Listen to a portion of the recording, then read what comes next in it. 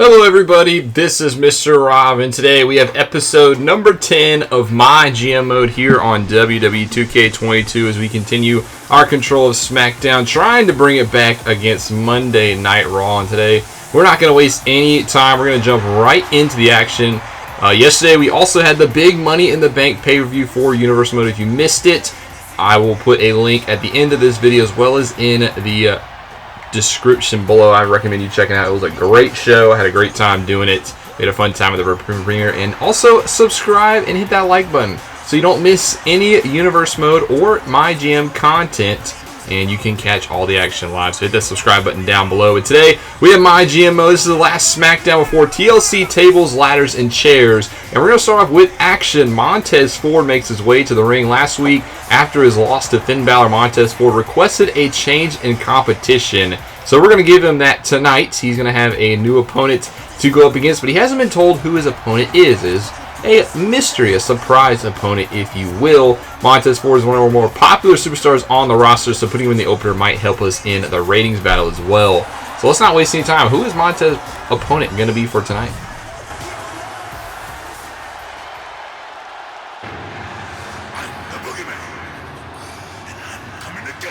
Oh, you gotta be kidding me. Well, we knew it was going to be a mystery. I didn't think it'd be this kind of mystery. The Boogeyman makes his way to the ring here tonight on SmackDown. Oh, I wish I could see the look on Montez's face right now, because this is probably the weirdest superstar in WWE history. Nobody has been like the Boogeyman, as he has the clock. And there he goes, smashing it over his head. That is just a little bit of the look of what the Boogeyman is all about. We're not going to go into detail because it's kind of gross about what else the Boogeyman likes to do. But yes, the Boogeyman is live here on Friday Night SmackDown, our opening contest of tonight's show. As who could have thought the Boogeyman would be live? It is Montez Ford versus the Boogeyman. Never would have been able to guess this would kick off tonight's SmackDown, but it does, so let's not waste any time. We are underway here with Friday Night SmackDown in our opening contest. A couple of other matches on the card tonight. We won't be able to look at all of them, unfortunately, because we do have some run-ins scheduled, but we'll see Drew McIntyre. He is in the main event of this week's show, as well as a couple of promo sections as we get ready for TLC, Tables, Ladders, and Chairs. That is the pay-per-view.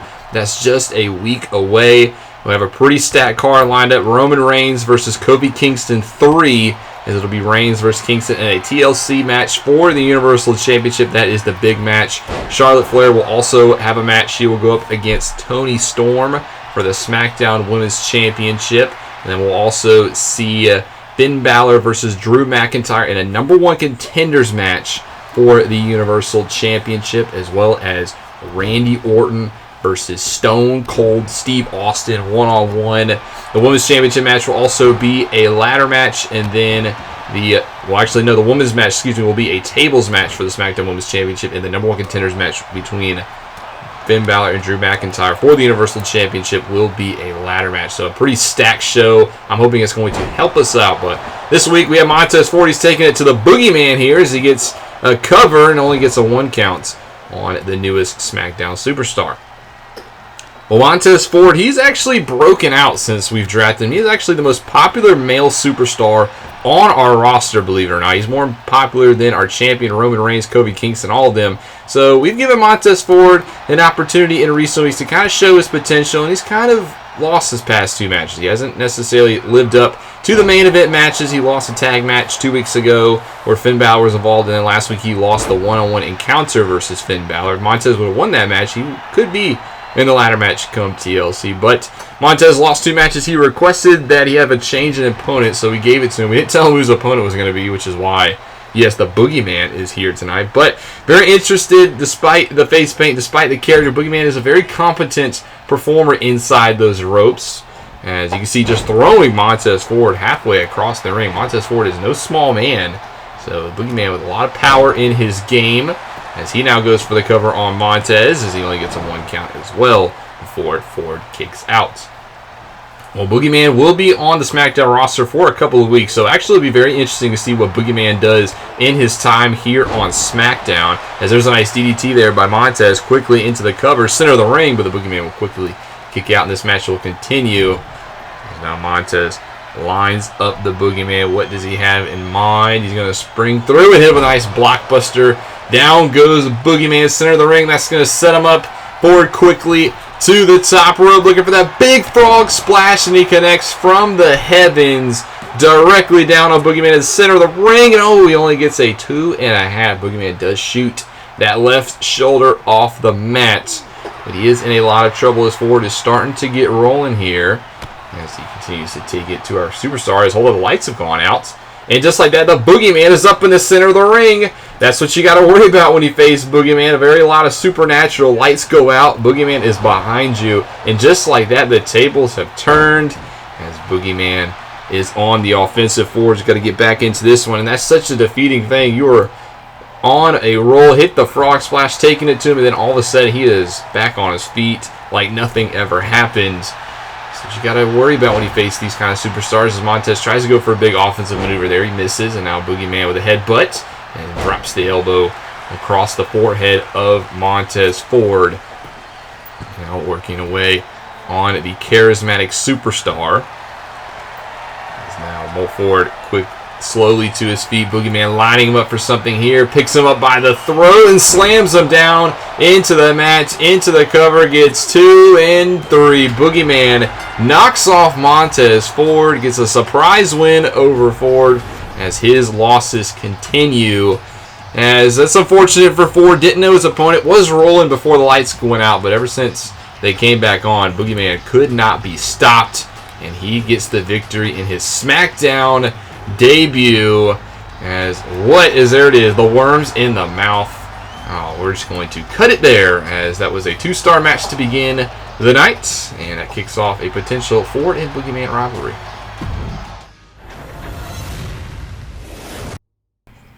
So that was the opening of our show, as I got 2 stars. Next up, we would have Orton calling out Stone Cold Steve Austin, setting up the dream match for the pay-per-view.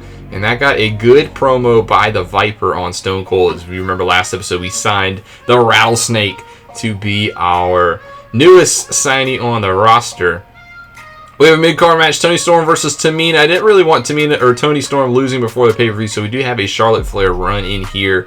So that's not going to allow us to watch the match, as it allows Tamina to pick up the victory in what was a 1.5-star match. Kind of disappointing. Kind of expected that. Got a rule change. Natalya is going to turn heel. If you remember last episode, she cost Sasha Banks the SmackDown Women's Championship. So Natalya is going to turn heel. That got an okay, but was something that was necessary. And then our main event, Drew McIntyre went up against Chad Gable one-on-one. It was Drew McIntyre's debut match here on SmackDown. I didn't really want to risk McIntyre losing, kind of like with Storm and Tamina earlier. So we are going to have Finn Balor run in on this match, and it's going to give Drew McIntyre the win by disqualification, as it was a 2-star match, mediocre. But we only get one action here tonight in terms of watching. But let's see what Raw has to do. Shayna Baszler and Lana, their feud continues. There's also a run-in schedule. We had a 2-star opening. They are going to have Shayna Baszler once again knock off Lana in what was a 3-star match. So they beat us in the opening. Triton cuts a promo. Sorry, that's my dog in the background. As he gets an excellent promo. Who would have thunk it? As Raw just continues to roll. Oney Lorcan and Damian Priest team up. Newest member of Raw versus Elias and Alexander Wolf. And it will be the team of Elias and Wolf who pick up the victory in a tag match. It was 2 stars. And the champ John Cena is going to call, out of all people, Akira Tozawa. Very interesting, but it is John Cena, so he makes an excellent promo. And the main event, Yokozuna, the newest legend on Raw. They tried to counter our legend with signing with one of their own. He goes up against Arya Daivari, and the winner is Daivari. He knocks off Yokozuna, believe it or not, in an Extreme Rules match. 3.5 star.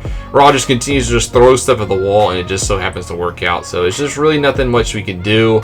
I try to book the shows relatively like you would think they would, just kind of normal, but Raw just kind of is with the shotgun booking. We might have to start that in this last leg of MyGM Mode if we want to take it to Raw. But we get a D show, unfortunately. So C for matches, D for the show quality. Not a good show for us, but we do get a commissioner goal, so we get another contract negotiation power card.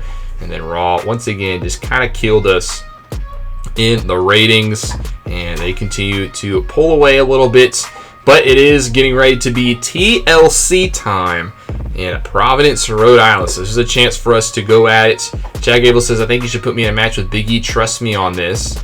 Yeah, we'll have to. I don't mind doing that. It just will not be on TLC. So we'll make it happen in the next 3 weeks.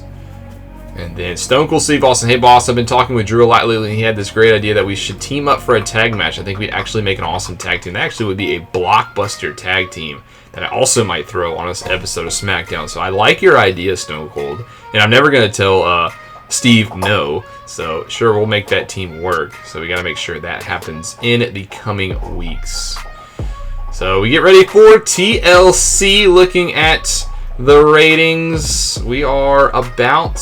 I mean, maybe we're all pulled away a little bit, but 3 weeks okay for Stone Cold. But it is time for TLC. That'll be our next pay-per-view. That'll be the next episode here in MyGM. Another shorter episode here today, as we didn't get to look at that much of the action. But that'll be our next episode. It'll be a big pay-per-view here in the series.